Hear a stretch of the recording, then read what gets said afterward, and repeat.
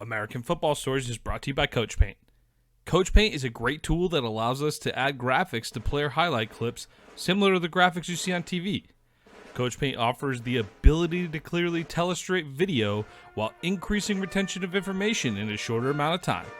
Up your game with Coach Paint today.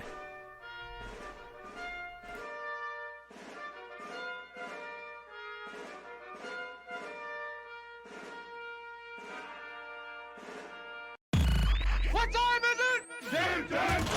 It's gonna be special. They gonna talk about this forever. Welcome to American Football Stories. Puts his head down, crashes and spins, and dives. Touchdown! Bringing together the many perspectives that make up college football in the NFL. Football is one of the greatest sports ever invented. From players and coaches. Believe, baby, believe, baby. Hey, we playing to win right here, fellas. To the front office and scouts. The public is finally beginning to catch up, but they don't even know half the truth. Us against the world, let's get it. Your hosts, Robert Parker and Nick Knudsen, bring you American Football Stories.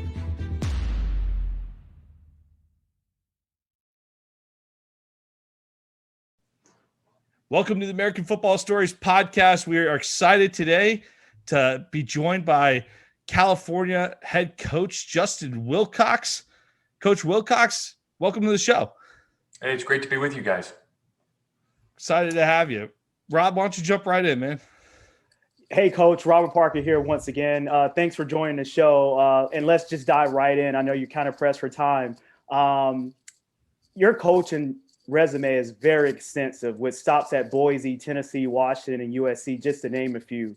But here on the show, we would like to know what coach have you played for or what coach you've coached with that's made the most impact on your coaching career so far?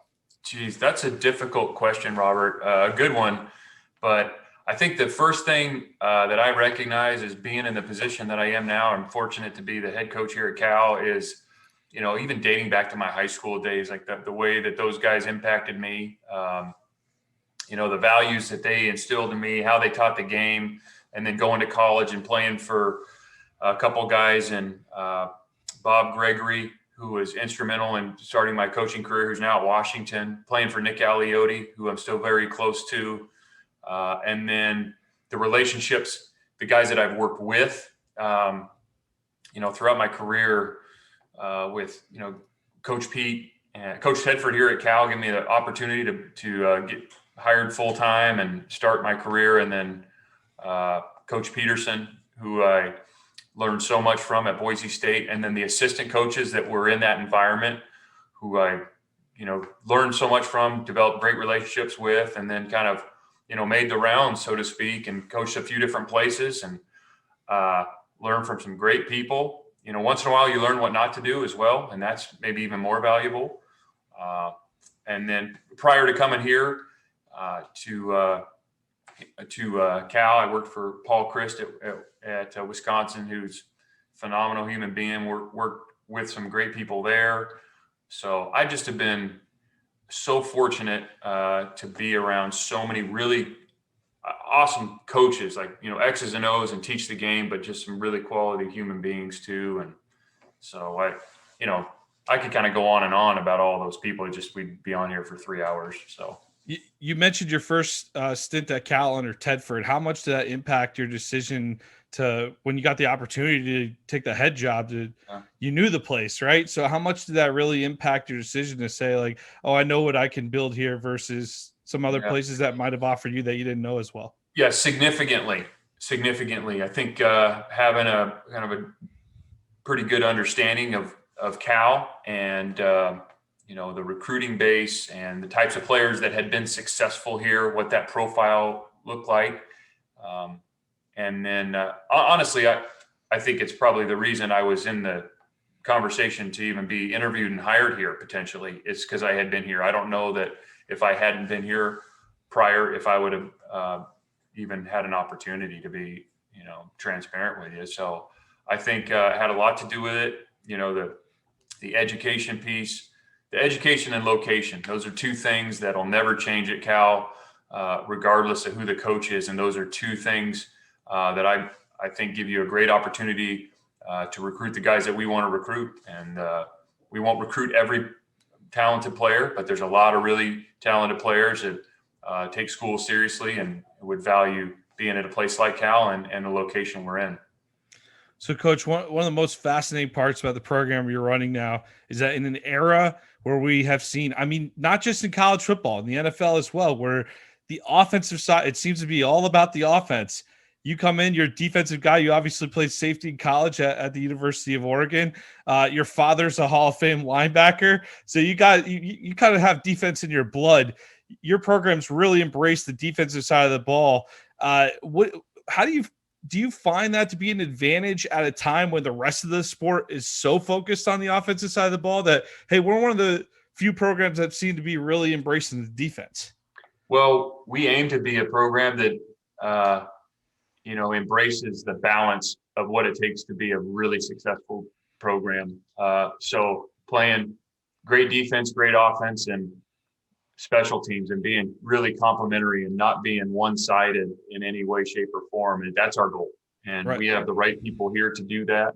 We've been fortunate here, and the years I've been here, to have some really talented guys, great coaches, certainly, but talented guys on defense, especially. And we feel really good about our offense and where our offense is going. Bill Musgrave, our offensive coordinator, and he has extensive history, as does, Jeep Christ and Burl Toller, our receiver coach, and all these guys. So really good coaches and some really good young talented players. So our goal is to be the most well-balanced team out there and really emphasize each and every phase of the game. That's a good way to phrase it. But before you took over at Cal, Sonny Dykes was in town, and that's the definition of run and shoot football out there. And I guess how difficult was it to really change the mentality of the players within the program that, hey, we're going to go toward more of this balanced approach? Yeah. Did that take some time for them to really embrace, or is that something that they welcomed with open arms when you came in? I think the players, when we got here, did a great job. Anytime there's transition, it can be difficult, and Coach Dykes did a fantastic job. I mean, he is a really good coach, and they're doing great things down at SMU. But we were going to maybe approach it a little bit differently. And I thought the players did a great job of trying to do what we were asking them to do. And again, anytime there's a transition, for some players, it is really difficult, maybe what they're used to versus what you're asking them to do. But I would say the overwhelming majority it was a really smooth transition.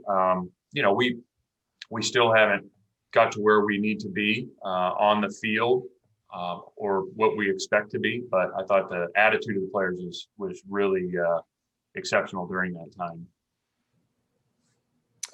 That's awesome stuff right there, Coach.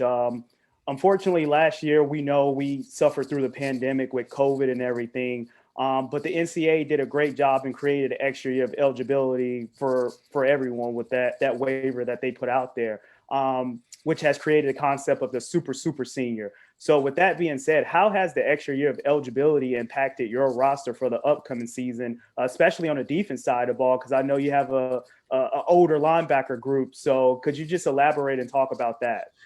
Yeah, we with our group, our team, the super senior is going to play a large part. 10 guys came back and some really talented guys. Wow. Cam Good and Coin Dang, two linebackers that you're referring to, I would think. Safety.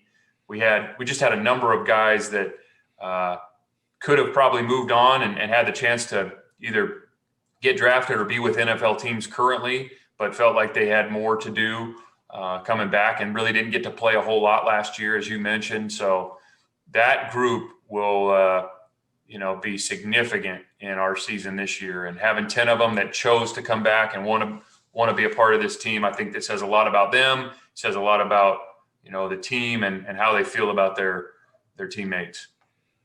Yeah, I know we've been harping on the defense side of the ball a lot, earlier in this pod. So I just want to flip the switch and go to the offense side of the ball. So how much of importance, the same pretty much question, how much of importance for Chase Garber to come back for his senior year? Big, real big. I mean, anytime you have a quarterback that's played as much as Chase, that's a big deal. He's been through a lot here, played a lot of football. And the great news is even in spring, you could see the growth that he's continuing to make, and we would expect that from him. And we have high hopes for Chase, and I know he has high expectations for himself as well. Coach, we saw, obviously the COVID stuff is in the past here. Hopefully we're getting toward where it's more in the past in terms of the tightest restrictions.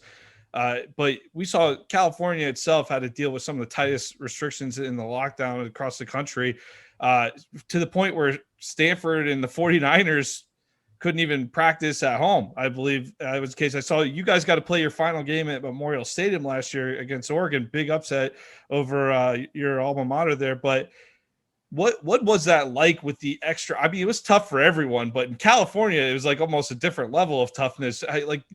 Just for more, this is more for posterity. I know we're all probably tired of talking about it, but 10 years from now, when someone looks at this, what was that year like for you guys in California with this 2020 season? It was difficult for everybody, like you're saying. I mean, everybody across the country had their challenges, whether it was, health, financial, job. So I think we took the perspective, like, we appreciate the fact that we got to come in and practice and play games, have the chance to play some games. It was not ideal. There was the protocols in place in terms of, we met outside. You really couldn't use the locker room, no food, no team events other than, we had cut down numbers at practice, couldn't quite have the whole team there. So there was, testing obviously daily. I thought the players approached it with a really good attitude, because it was pretty easy to go negative quickly, and kind of say, well, and I understand that probably the most difficult part was there's no consistency throughout the country or the conference, let alone the country. I mean, it was just not much consistency in how those protocols were placed, and then also the contact tracing and some of the confusion. And I think everybody, trying to do the best they could and do right by the people, it just got really confusing at times. And so I was just proud of how our players kept, showing up and working every day. I think, to be honest, probably the highlight of their day was be able to come here and be around each other, because, everybody else can go home and you go to your apartment and not really see anybody. Mm-hmm. So I think everybody, when we had the chance to come back in the building, work out inside, eat inside, be around each other. I mean, that's what being on a football team is all about. And it's a necessary part of building a team. So everybody's excited to be doing that again. Well, and especially you've really built this program into a program with expectations now. And last year, with all the extra restrictions and lockdowns and everything, that had a tough effect on the season last season. You guys obviously had some really close games in there with Oregon State and against the rival there at Stanford. But I'll tell you what, ending the season on Oregon, that had to be a pretty sweet note for you guys. But since your rival at Cal, Coach, y'all have ended some long losing streaks in the program to Stanford, USC, Oregon, Washington. This is the elite of the Pac-12. So you guys are proven over and over again, season after season, you guys are capable of competing at the highest levels of the Pac-12. But what areas does the program need to really continue to improve in order to for us to see the Cal Bears as that consistent performer in the Pac-12 North, making championship games year in and year out? Yeah, you made some great points, and we feel that way. That we can go out and compete and beat anybody. However, we have to create two things, and that's competitive depth and our consistency and performance. Those are the two things, and those are simple concepts, but it's difficult. And creating that competitive depth through recruiting and practice and development, and then the consistency and performance. That things don't always have to be just right for us to perform well. That's the approach we need to take. And, setting those, I know the players and coaches, support staff inside the program have those expectations. And now we got to go live up to our own expectations. But we have proven that we can go do that. And we just got to do it with more consistency, and creating that competitive depth will help us do that. Do you find that those big wins have garnered more attention on the recruiting trail from recruits, whereas versus when you started there? Maybe. It's significant. Yeah, that's significant. No doubt about that. And I think they can see it when they come here and visit. And see what Cal's all about, and then talk about, what's on the horizon for us. I think that's been one of the reasons I think our recruiting has continued to improve in the last 2 and 3 years, is a combination of Cal and the development that we're going to provide as coaches, but also the institution is going to provide, and the career opportunities it'll provide, but then also the competitiveness on the field. And now it's time to take that next step. Well, Coach, we appreciate the time you provided us with today, and we appreciate Kyle. Tell Kyle we said thank you as well, and hey, best of luck to the Cal Bears in 2021. You guys got a full season on your plate, no game cancellations. Let's go. Right. All right. Yeah, you bet. We're looking forward to it. Thanks for the time, Robert, Nick, and go Bears. Go Bears. Bears. All right. Thank you, Coach. You bet. Take care. Bye. American Football Stories is brought to you by Coach Paint. Coach Paint is a great tool that allows us to add graphics to player highlight clips similar to the graphics you see on TV. Coach Paint offers the ability to clearly tell a straight video while increasing retention of information in a shorter amount of time. Up your game with Coach Paint today.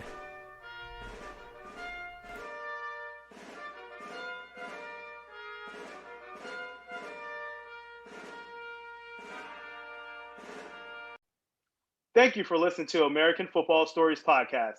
Please subscribe to our YouTube channel, American Football Stories.